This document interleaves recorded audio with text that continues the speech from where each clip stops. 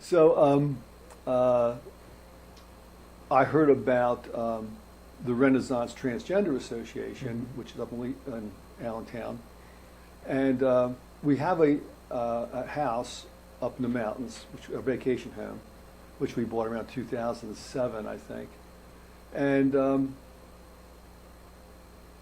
I was a little bit less strict about getting seen up there because I didn't care too much about they would see me as Amanda.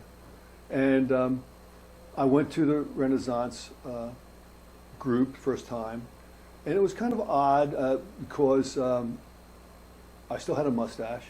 But I dressed up and I went down. And I'll never forget the president there. I mentioned to her, I went down as a male and asked if I could get changed and if I would be make anybody uneasy with my mustache. She said, no, go ahead. So I got changed.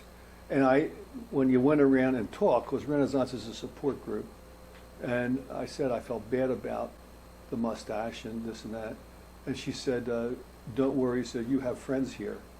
And that made a lasting impression on me. And I thought, and everybody's very friendly.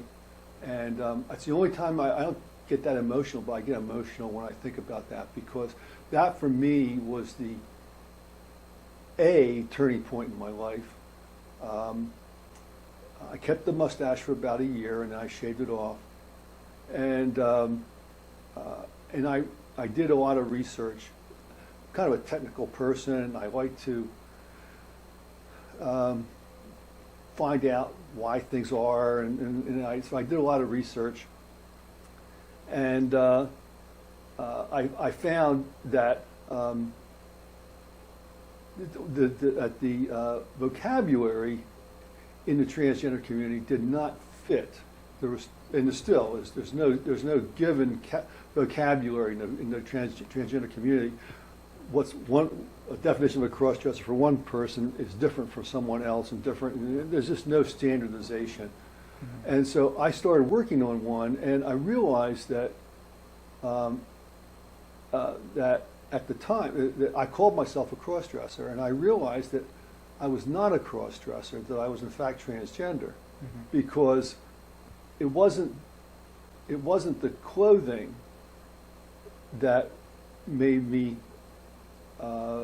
feel special or feel good. It was being accepted as a woman. And that's what I needed. And from then on, I started going out more, and I became vice president of Renaissance. I have been for like 6 or 8 years.